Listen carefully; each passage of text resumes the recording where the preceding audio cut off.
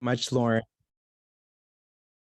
It's really, honestly, I'm really excited to be talking to everyone, especially since last week was the week of action for payment for placements.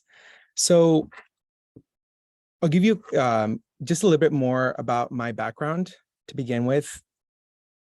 I'm an immigrant from Colombia. I grew up in California, in Victorville, California. Oh my God. Yeah, the city of Victorville. It's a town which is like the desert in San Bernardino County.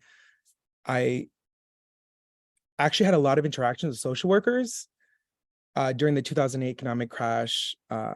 We lost our house and we ended up on WIC, SNAP, and a lot of those programs were helped and administered by social workers. And my mom worked at a childcare center. So I was really like, I saw the impact that social workers had directly, right? Decided to go to college at American University, first gen, and I wanted to do public service. And I soon realized that everything was unpaid. I ended up getting an internship in Congress. And, coming from a low-income family, I couldn't ask my parents to help me out. So what ended up happening was, as a 17-year-old, I was interning about 30 hours a week. I was working 20 hours to, pay bills. I'm sure many of you are familiar with that. And then taking like 5 classes. So as opposed to like immersing myself in the internship, going to the networking events, which you will need, right, to get a job, I was fighting not to fall asleep. And I remember like one day just like walking down the hallways and realizing that no one looked like me except the custodian. After that internship, I ended up doing another unpaid internship at the European Parliament. And then the last one I did was at the White House. And I will say, like, up until that point, I didn't think much of it because I think same with, field placements, I think it's like 92% are unpaid for social workers. It's just like accepted, right? You can't even question it. Like, you just quote unquote pay your dues. But at that one, I was like, F this. We were required to wear business professional clothing every day. The internships were like basically full-time. So it's not like you could do a part-time job. And I had an incident, and this was at the White House, where I only owned 3 suits. So I was repeating a lot, right? Because there's obviously more than 3 days in a week. And one day, one of the supervisors pulled me in and said, "Hey, do you have other clothing?" Because apparently it did not look good for the office that I was wearing the same clothes over and over. As opposed to being like, "Hey, maybe we'll like help you out." So after that experience, I really kept on thinking about, I was like, it just, for me, it doesn't click. Like if internships have become basically, a requirement in many professions for y'all, like you have to do it. Why isn't there any organization, fighting, doing the advocacy part, like trying to change this beyond just saying, let's offer a couple of scholarships here and there, which is a nice model, but it can't be the only one, right? I ended up organizing custodial workers at American University. I helped launch a campaign called Exploited Wonk, and definitely learned a lot about politics with higher ed administrations, how they basically wait you out. Like they wait until the clock runs out and you graduate, right? And things don't really change. And I'm really proud that by the time actually I dropped out of American University, we were able to create a full ride scholarship for the children of workers. Because basically, like if you were a child of a faculty member or a staff member, you went to school for free. If you're a child of a cook, cleaner, you did not have that benefit. And for me, I'm like, where is equity in there, right? So that experience really taught me that, you can create change, right? You don't have to come, be rich or powerful, right? Those things definitely help, but we can actually create change. And one of like, for me, like the key ingredient was making sure that everyone cared about this issue, right? Because like universities always know that there's going to be a couple of people that are like the troublemakers and they'll just drown you out, right? So what I did is we convinced the faculty senate to vote to support this, the Student Government Association to support this, alumni. I was calling alumni. I'm like, stop donating, right? Like all the pressure points of the university. And then we had like frats support this, which I saw a picture of for the strike that there was, and that's how you're winning, right? When it's more than the usual suspects that, tend to support labor issues. Like I said, I dropped out of college. It was a difficult time. And I also like side note of a lesson I've learned is it's difficult when you're organizing, you're passionate about this, it directly impacts you because often you give it your all. That experience definitely taught me about like taking care of myself. And I'll get more to that point. But long story short, I drop out of American, I'm working. And like I said, I kind of kept that in the back of my head of like, why isn't their organization focused on this? And it wasn't until my mentee reached out to me and he basically like admitted that he had skipped out on buying groceries to pay for the dry cleaning costs for his unpaid internship in public service. And obviously, you know, like we all make sacrifices through our journey, right? It's normal, but no one should have to go hungry to do something, you know, to basically because you have a big heart and you want to serve. So I actually quit my job, much to the displeasure of my parents. I was like 23, and I started pay our interns with about $2,000, aka my last paycheck. Don't recommend that. Usually, like get money then start organizations. But the whole point of pay our interns is how do you create equitable pathways across all sectors so that our institutions reflect our communities, right? And ultimately end up with better policies that actually benefit the communities. Our first project was Congress. Up until 2017, they were the largest employer of unpaid interns. They had 10,000 unpaid interns a year, or I like to say a small little army. We went to Congress, and I think this is really important because I see a lot of parallels with this world of social work. People laughed at us. They said that there was zero chance that Congress would pass anything to pay their interns because it was just a given, right? Like you pay your dues, you need to work for free, right? We did not let that stop us. There was no data on who paid, who didn't. So we actually collected that information. And then we released a report called Experience Doesn't Pay the Bills. So yeah, we kind of named and shamed some members. We ended up working with both Republicans and Democrats and created a fund to pay congressional interns. 2 years ago, we teamed up with some members and then got Congress to fund White House internships and State Department internships, first time in history. So in total, we've been able to leverage $150 million in taxpayer funds. And in the process, helped over 30,000 students get paid. I mention this because, you know, I've talked to folks in higher ed and some about like social work. And there's this kind of thing where it's like, well, where's the money going to come from? Like this can't happen. And I'm here to tell you that it's worth it being bold to reimagine the future, right? Like we should build that space to reimagine what society could look like, right? Beyond what it is now, and not have like a deficit mind think set, but really think of asset based. So for example, State Department, they pay their, like they have the same amount of interns they had when it was unpaid to paid. And we were very intentional about that because I think you can transition from unpaid to paid and not limit opportunities. This is kind of where it leads to social work. About 2 years ago, you know, we kept on hearing from students that were doing social work, teaching, where, you know, they were mentioning field placement practicums, which to be honest with you, I did not have any experience with. And it just kind of really dawned on me that like, you could major in political science, you could be working class, not intern, right? Because you're working part-time jobs to survive, graduate. Yes, you'll be at a disadvantage trying to get a job, but it's not impossible. Meanwhile, for you guys, for you all, like there's no way around it, right? Like you will not get your licensure without doing field work. So we ended up getting connected with Payment for Placements when they were just starting out. This was February 2021. And I just love what they're doing, right? Where they're organizing and they're pushing back. One thing, and I don't know if people are aware of this from Payment for Placements, but they ended up getting legislation passed in the Michigan State House. So starting this year, there is a fund, I believe it's called like the SMART Fund, where if you're a student in social work, teaching, like mental health, counseling, and you're doing your field placement at a public school, you're eligible to get $25 an hour, with the promise that once you graduate, you'll work at a public school, like for the state for 2 years. And for me, that is the future of this, right? Like it's a win-win. You get your costs covered while you're in school and doing this, right? Meeting your requirements, and the state meets its workforce needs. And I think these issues are getting more attention now than ever because there's always been like a shortage, but we're reaching critical levels. And I had the chance to be interviewed by LA Times about several issues, and I brought this up. And one thing I mentioned is like, if we can't function as a society without social workers, right? Because you guys are more than just, working with foster care kids. You're in homeless shelters, hospitals, therapy. I mean, I can go on and on, right? I'm preaching to the choir here.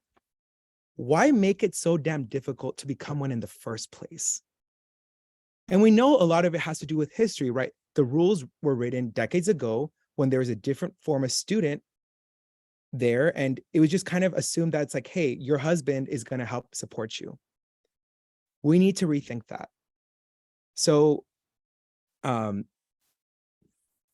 basically, like I said, I'm really excited about what's happening with payment for placements. We're starting to see this across other sectors. And I really think we have an opportunity to honestly change society.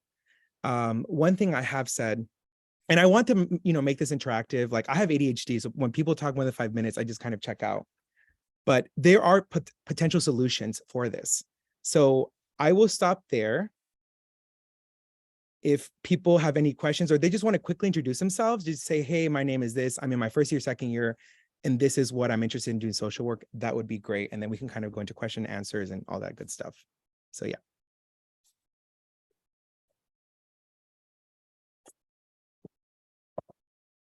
Do we want to, and if you want to turn on your camera, that's okay. Because sometimes I feel like I'm talking into like a black hole, into the abyss. So if we want to just start with like Natalie and just kind of go all the way down, just like your name, what year you're at, and what you're passionate about or whatever around social work.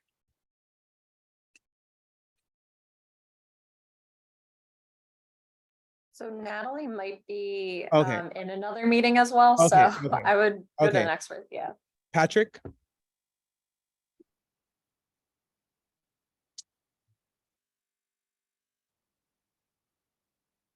Okay. Some people probably. Okay. Okay. I can go actually. Okay. Adrian Zappia, hi. I have 1 year left. I graduate in May of 2024 and just interested in social work because I've been working with people with disabilities for about 8 years now. Really wanted to have like a specialty, more so with them and, either with that population or work with another population. My current internship right now is with a kids shelter. It's like an emergency shelter where they have like a 60-day stay. So, just really, that's why I'm interested in it. So this is actually very interesting, to hear what you do, and it would be great to get paid because I know a lot of us are driving, a long periods and, have time away from family and stuff like that. So of course it would be good to have, that extra money coming in from this, but because we know it's something we have to do. Adrian, thank you so much for sharing that. We interviewed a grad student at a university, social work. They're a single mom, and she was basically telling me how she's having to obviously take classes, pay for her field placement, which for me, honestly, like that, it's just like at that point, just like don't pay them, right? Like I can't imagine having to pay 5 to 15K to your school to then work for free while doing a part-time job. And she was, I think, driving like 40 minutes to the site. And it got to the point because she just didn't have enough money that her hair started falling out. And I just think that model of exploitation is not sustainable, right? And you as a social work student should not be punished because you have a big heart and you want to make the world a better place. Yep, definitely. So anyone else want to just introduce themselves and also mention where you are interning? I don't know if anyone unmuted, but I can go. Yeah, go ahead. Okay, my name is Tara Cruz. I'm actually driving right now, so I have my headphones in, so I'm not gonna come off of No worries. and put my video on, but I am doing the intensive weekend social work program. So I work full time, and then I do my internship hours either at night or, if I find time on the weekends. My main interest is kind of like juvenile justice, but I've typically always worked with like young adults and children throughout my entire career. Yeah, and I work for child protection now. Like I have a very high stress job as it is. And then Yeah. I manage school, and then I have to like do my internship at night. And sometimes I don't get home till midnight from work. And, it's all very overwhelming. I do think this was interesting because I just wanted to see what compensation during field might Yeah. look like and how it's kind of being rolled out Yeah. and implemented in other places. Because I have to pay to take practicum. So Yeah. as a course at my university. So, it's all kind of interesting how it works in order for us to get our Yeah. licensure. So before other people introduce themselves, let me actually break down the potential solutions, which I'm sure people are interested in learning. So for me, I think there are 3 routes, and there probably are more. The first is public policy, right? Government fund this. Federal government states like there's money, they can do this.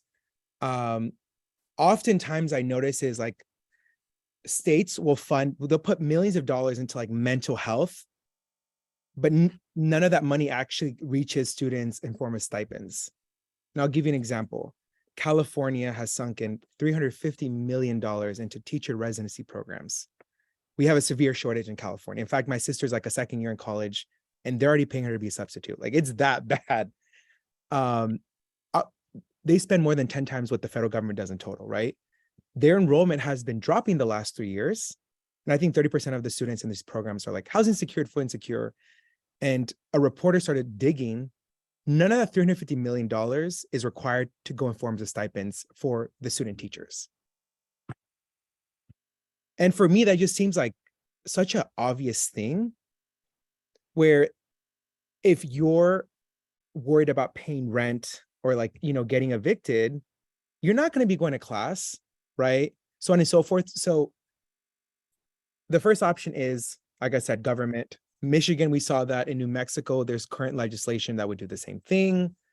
In Colorado, I think they did a program around teaching. So that is possible.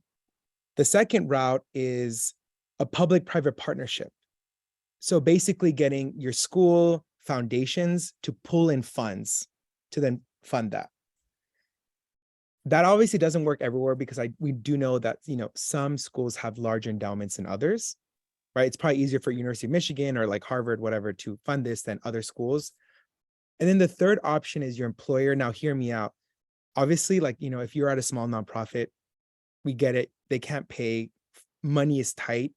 But I think it's honestly unconscionable and a sin when some of you guys are being placed in hospitals that are like, making billions of dollars and you're not getting paid. And some of them I've heard will bill like Medicaid or Medicare for your field placement. Side note, that should be illegal. So those are some options. And then in terms of policy, one of the newer ideas that we're pushing for is work study, being able to expand, like basically use work study for your field placements. So that wouldn't require any new appropriations money. In fact, there is several million or hundred that just kind of go unused each year by students. So like I said, honestly, it's really just about being creative. But I do think there are some people that are just very much like, oh, this can't be done. Or on the flip side, I know this happens a lot with faculty. Well, I did it for free back in whenever, so should they. Mark, I saw you raise your hand.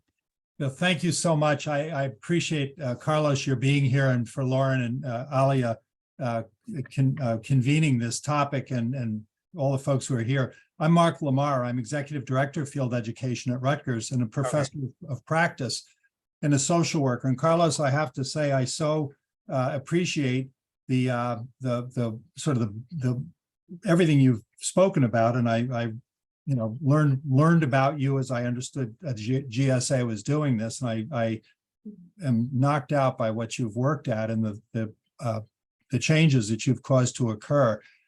And I also appreciate a lot of what you've just said. Now, I don't want to, this is really for the students, but I just appreciate being able to be here and say this. you covered a variety of the topics that are frankly well-known to us and trouble us too. And we don't exactly have an answer, but we know that, there's probably a mixed approach to fixing this and to creating equity, and including the work study, including allowing or permitting or encouraging people to use field placements, use their work as their field placements so they continue to get paid, which 2 years ago, our national accrediting group, the Council on Social Work Education, loosened the regulations for, and that was a big thing. We're very in favor of that, frankly. We don't like the idea that students have to, the way it's been done, build hours on top of their working, on top of their family requirements, on top of all the things that we know they're doing. And I'm an old school social worker, but I would never say, oh, I did it.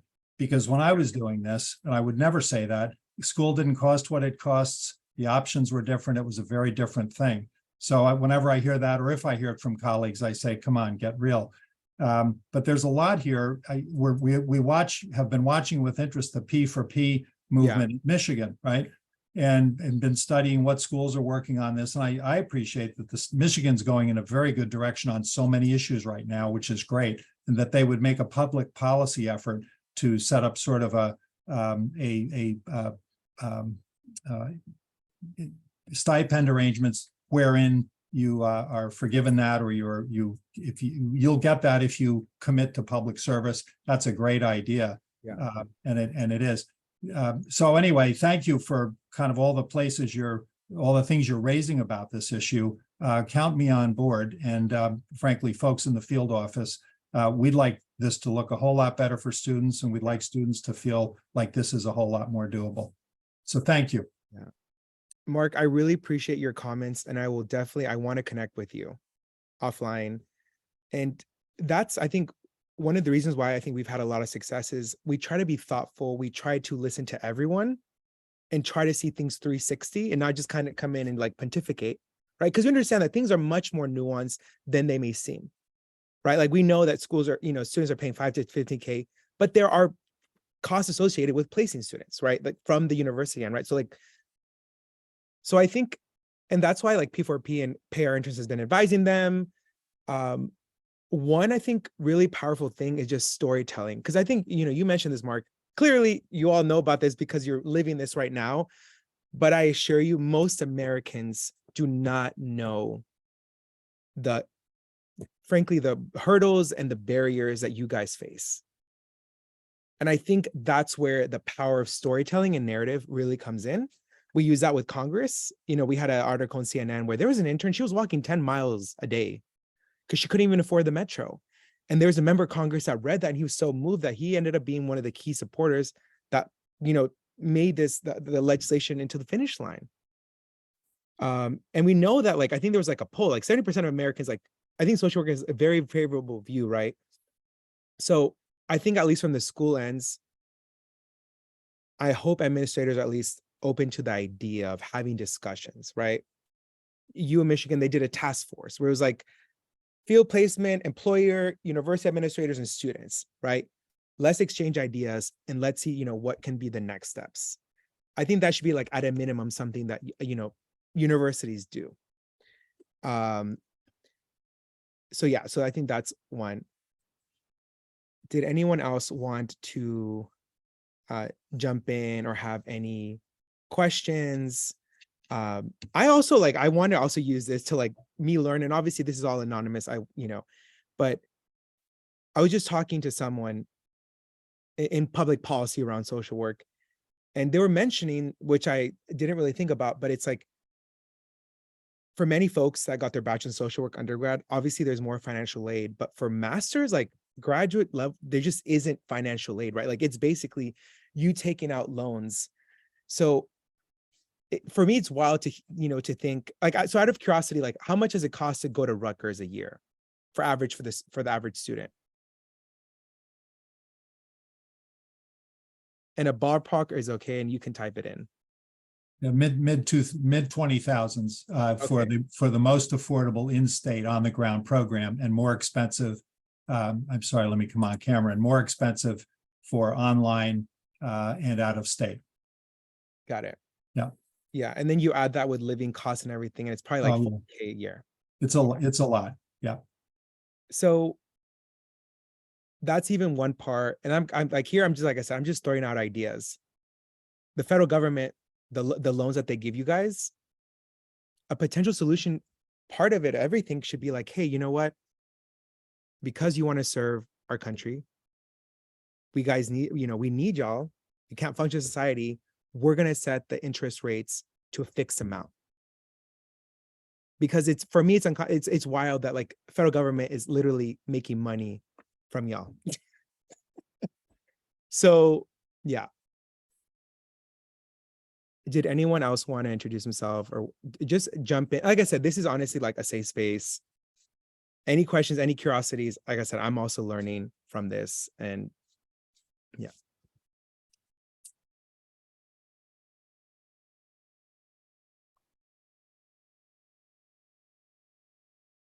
Oh, and the last side note, Mark, you had mentioned the council.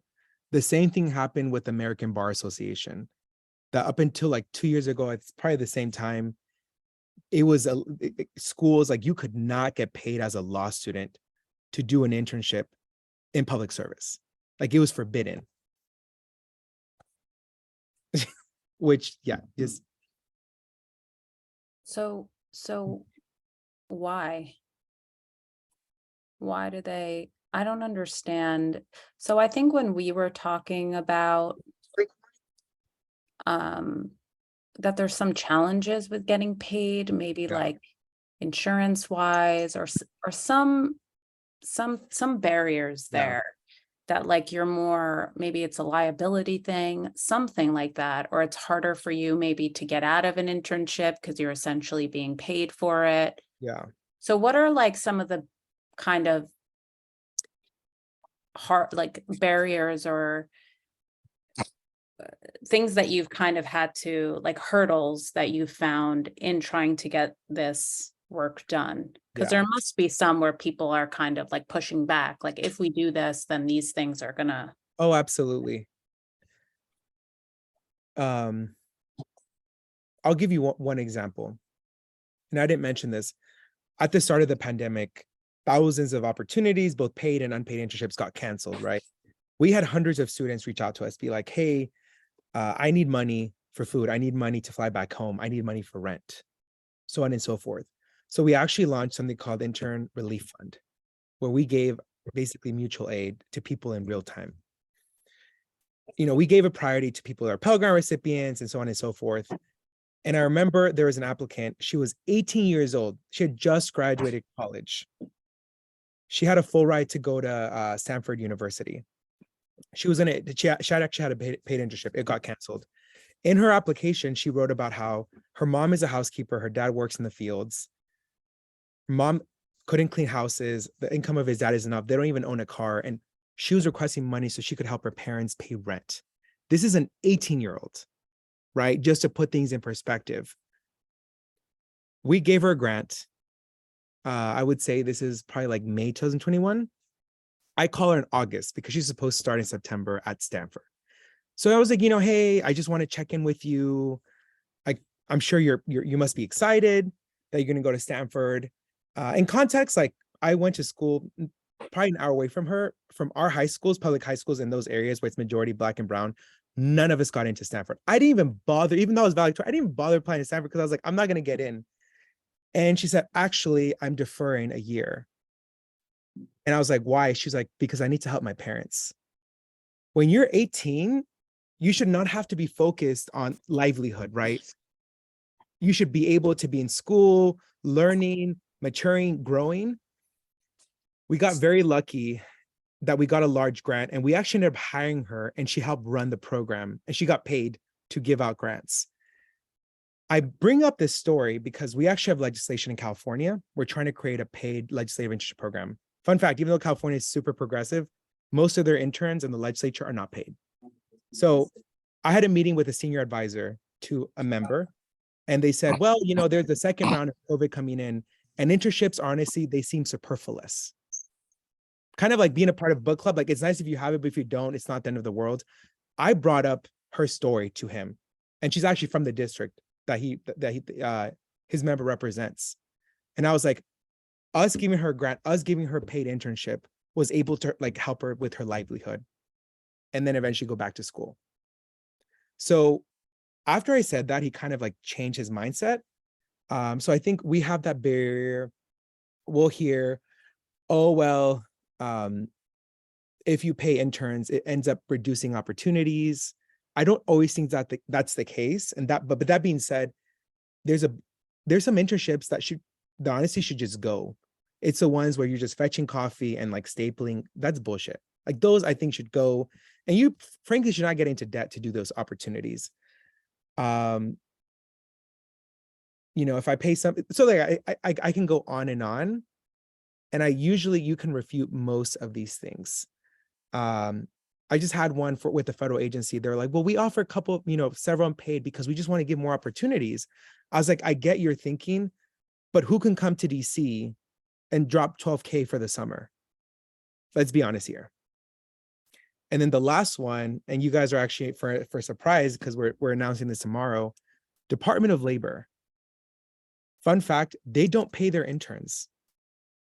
There's Pathways, which is like a small paid internship across agencies, but they have they call them student volunteer interns, which fun fact, you guys, like you're either volunteer or you're an intern.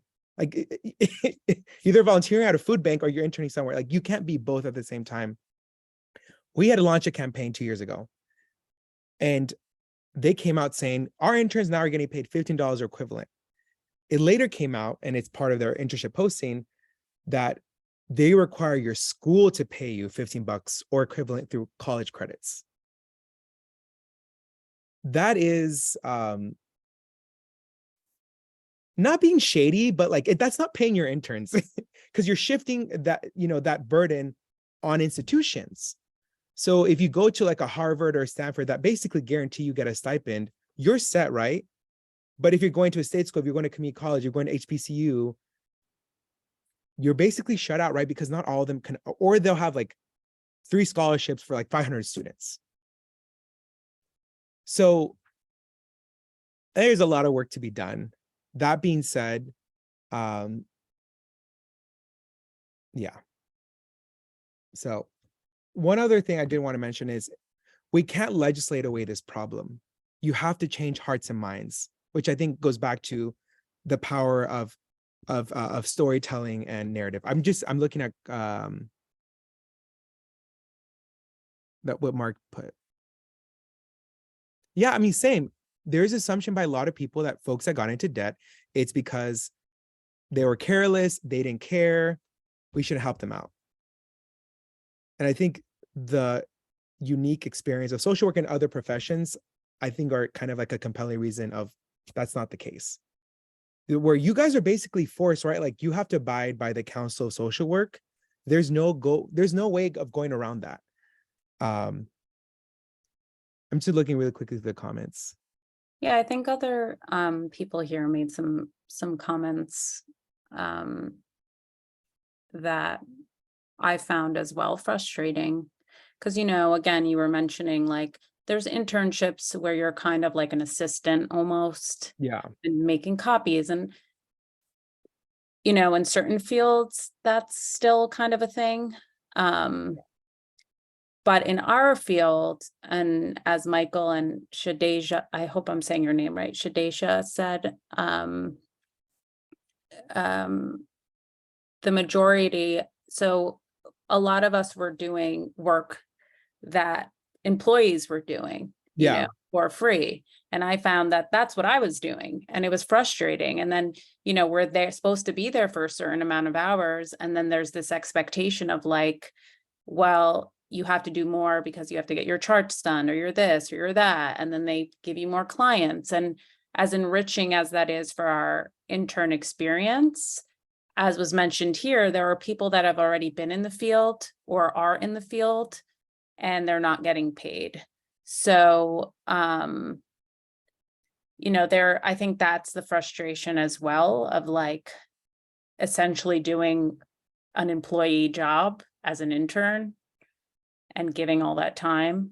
And then you mentioned about, I think, Medicaid or Medicare. So you brought up one excuse I always hear. It's like, oh, well, they're not supposed to get paid because this is like educational purposes, right? Like they're just shadowing, full-time employees, No, whatever. there's Yeah, no right. shadow. Yeah. That's bullshit. In fact, I just saw a posting, the Department of Veteran Affairs, which mind you, they have a $300 billion budget.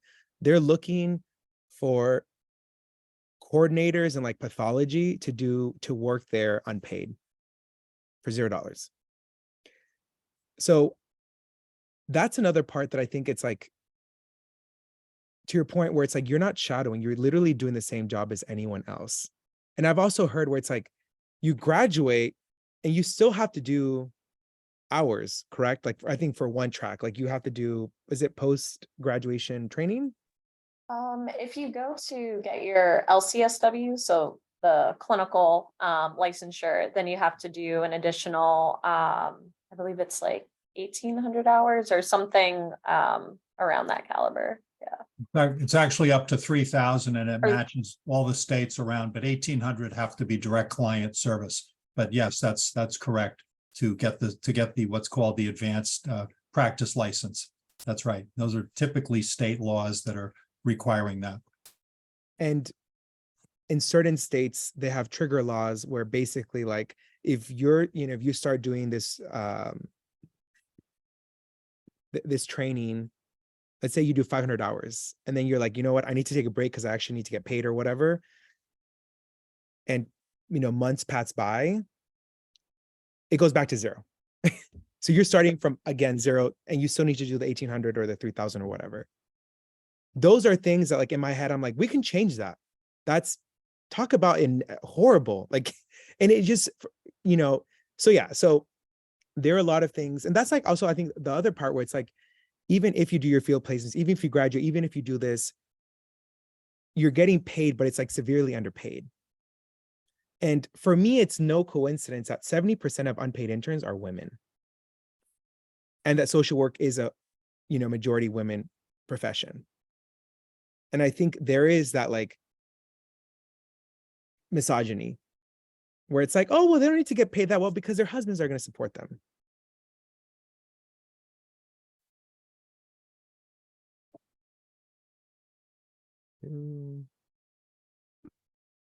Oh, if anybody, okay. Oh, Oh, go ahead, Carlos.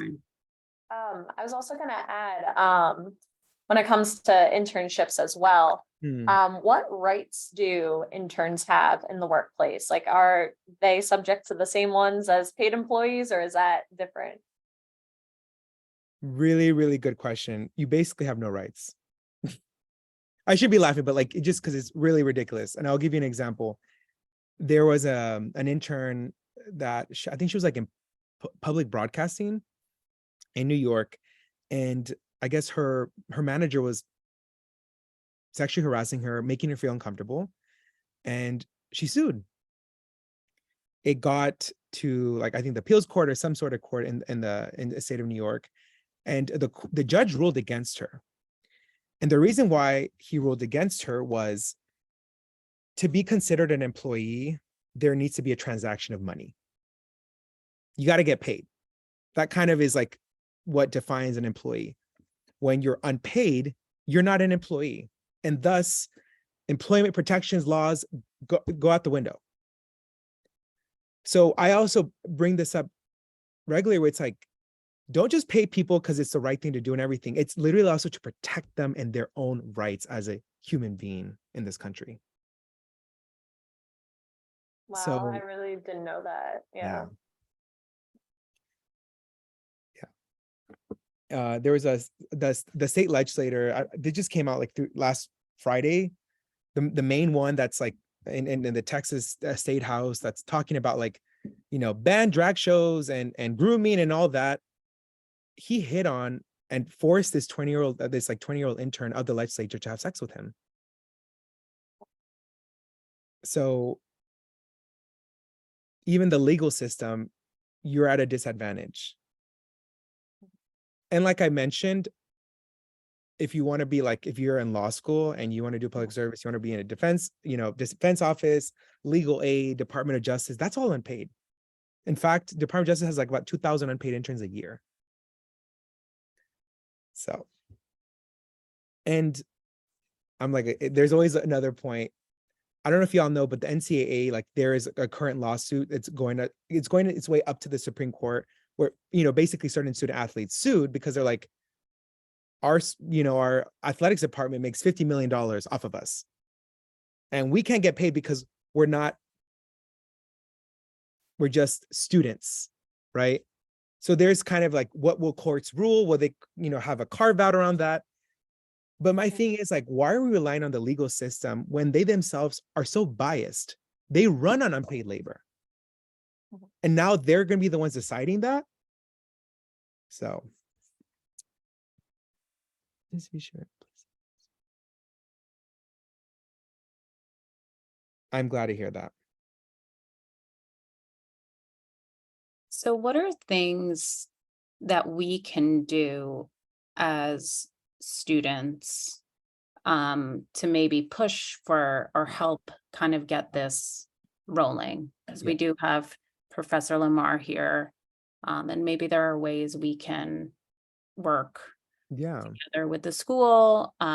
What were some strategies that you used when you were at the White House? What hurdles did you face? I'm sure you faced some. What was it like for you to kind of bring this up? So it'd be interesting to kind of hear about your work and working with schools. And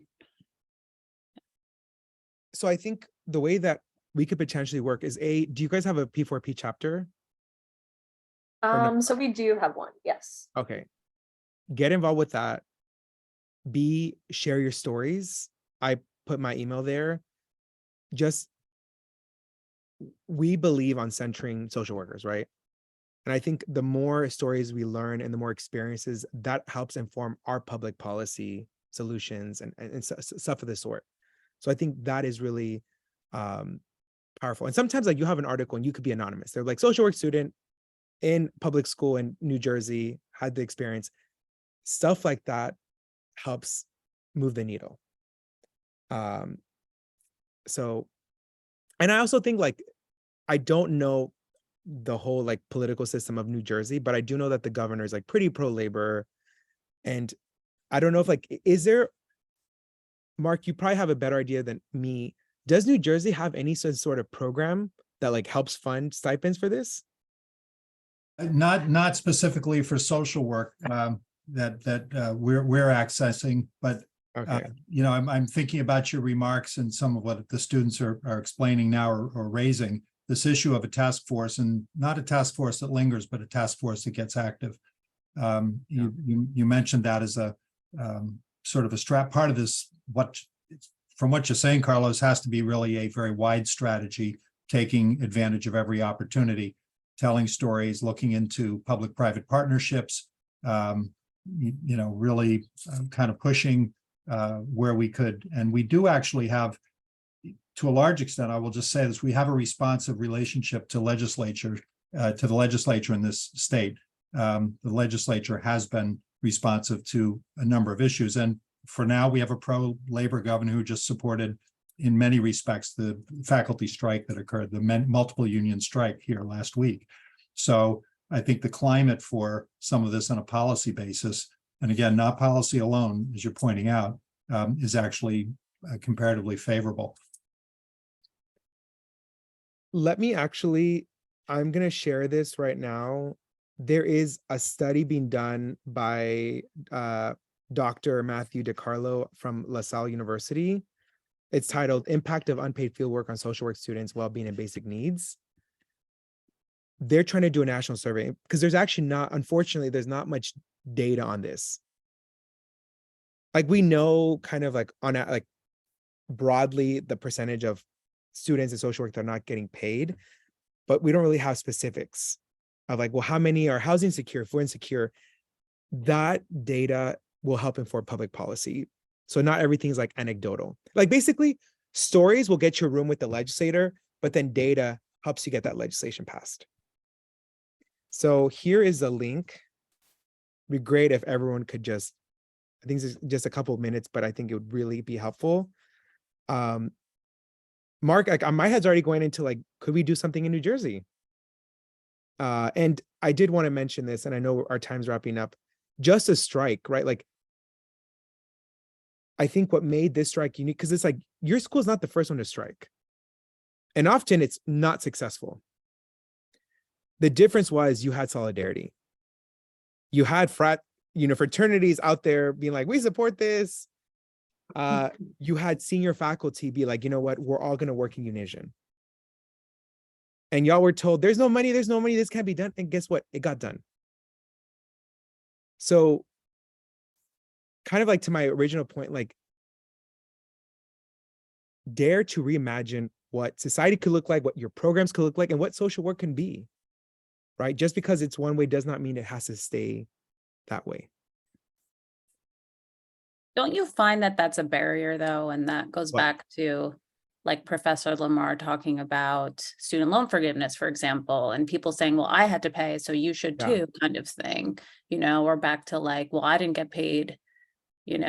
Obviously times are changing and these things are good things. Even if previously you had to pay, you should, be like, that's great for people moving forward. Yeah. But the barriers are then people who are like, well, I had to do this, so you should do it too, and so how do you, I guess, counter those types of arguments when people are just kind of, bitter about this type of change in a way, or don't see how it's helping, people now, like the cost of living is different, school is way more expensive, like all these factors come into why we need student loan forgiveness, why we need paid internships, as you were saying in all those stories. I gave a speech. This is when we just started in 2017. I was keynoting an event with Senator Van Hollen, and after I spoke, he actually got up and he said, you know what, didn't know about this, but I'm pledging to pay my intern starting this summer. And it was just great where it's like, we didn't have to push him, like he did this on his own accord.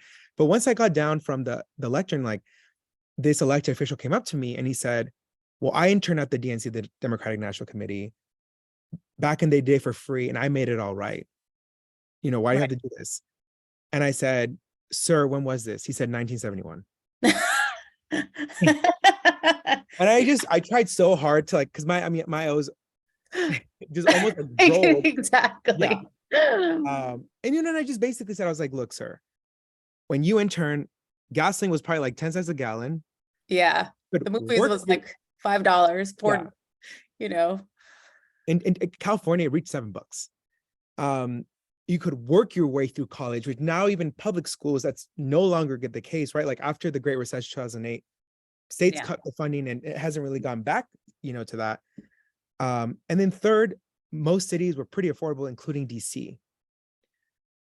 We are getting to the point where I don't even know physics, but basically like costs keep on going up, including higher ed. And folks' salary, whatever, is like here, especially when you're not getting paid, nothing. Something has to give. Right.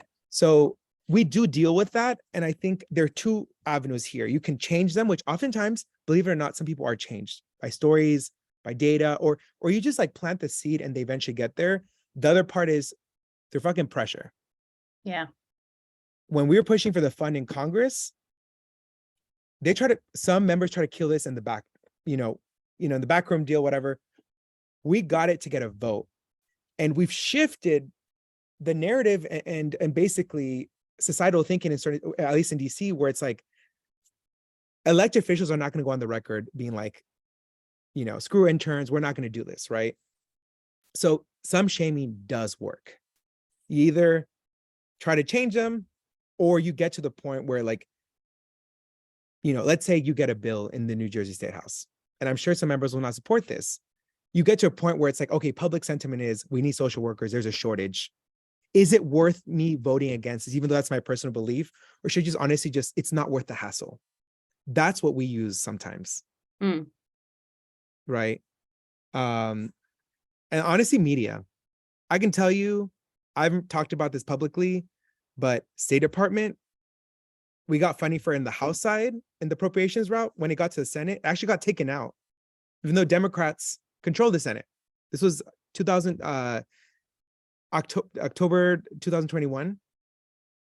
We were trying to push this subcommittee chairman, who, fun fact, started as an intern. They weren't really responsive. They eventually were responding, but they, weren't really giving us assurance that that money was going to get put back. I just called up a reporter. I'm like, can you just go up to the senator? And they did. And they're like, Rep. Barbara Lee, who I believe is a social worker herself, she was an unpaid intern on the Hill when she was 31, single mom. She came through, put funding. You were an intern for then Senator Biden. Now hold his seat. Why did you take the funding away? And that point's like, oh, well, this is above my pay grade. And it's like, well, you're the chairman of that committee. And then it was like, well, go talk to the authorizers. The authorizers also supported this, both the Republican and the Democrat. That was a Monday. The omnibus bill got dropped. This was, it's like April 10, March 16, 2022. The money got put back in. That is unheard of, unless you're like big pharma, defense, and you can spend $1 million in lobbying. Honestly, we just use Shane. So because that's, I think, the last part where it's like, because people always look at it from like a deficit mind, like there's not enough money. Often they're like, you know what, this would be nice to fund, but we can do that next year. Our argument is, what we're asking for is budget dust. Like it's a rounding error in the totality of budgets for states or whatever. But you guys cannot wait, right? You need to get paid. So that's how I will wrap this up. Yeah, so that's kind of the insides of getting State Department funding. How long did it take for you To do what? to get, the paid internships? What is the length of these processes usually? I will say, not to toot our horn, but Senator Chris Murphy from Connecticut said we're probably like one of the more successful advocacy works in the past decade. It usually takes years. Like you have some people that like have been like beating the drum about whatever issue, like 20 years, like ban fossil fuels or whatever. Started this January 2017, released a report called Experience Doesn't Pay the Bills, June 2017. We got the fund passed in the Senate, August 2018, and then September. Wow. Yeah. That's great. Yeah. So we've been probably, in that sense, there have obviously been challenges along the way. And we've actually got an increase in the fund. The fund started collectively 13 million between the House and the Senate. It's at like $24 million now. That's great. More than doubled. Yeah. Wow. Could we do a quick screenshot, by the way? Is that okay? Just like, just for social media, like, hey, that'd be just great if that's okay with folks. Yeah, no problem. Yeah. Quickly. Second. Cool. Awesome. Great. Oh, more faces. If you want to turn your camera on for a picture, that'd be great. Yeah, just if you can momentarily. Okay. Yeah, give me 1 second. I have like so many tabs open. So let me save that real quick. That screenshot. Did you get it with all of us? So I got the first one, but not with everyone's screen on. Right. So let me do that one more time. Okay, so everyone, tell me when you're good. All right, 3, 2. I get something popping up. 3, 2, 1. Great. Okay, awesome. By the way, I'm feeling really energized. I'm so glad I was able to chat with y'all. And remember, when people say you're doing this for the experience of whatever bullshit, experience does not pay the bills.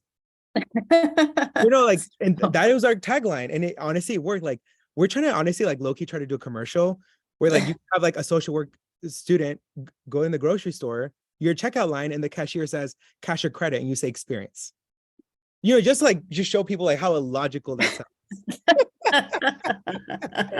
Your landlord does not accept that, right? You can't pay rent with that. So anyways, like I said, I'll put my email again. Please feel free to reach out in any way. Mark, we're definitely going to chat. You know, we're here to help and just, you know, keep the faith that slowly but surely the ball's going to move. Does So. anybody else have anything they'd like to say or add before we go? No? Okay. I know some people have put that in the chat, so yeah. Awesome. Well, Lauren and Leila, thank you so much for inviting me. Thank you for Yeah, thank coming you for- on. Yeah, we really appreciated you being here and having this conversation. And I think it was really great that you got to talk to Mark as well. And students, you know, so we do like really appreciate your time and commitment to this issue. Yes. Mark, thank you so much for being an ally. Thank you so much for being here, and you too. Thank you, and thank you to Lauren and Alia for your vision getting this together. Awesome. Well, I hope everyone has a great night. Take care. Bye.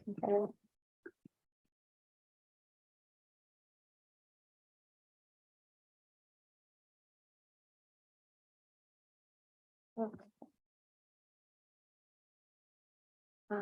Let me end the recording.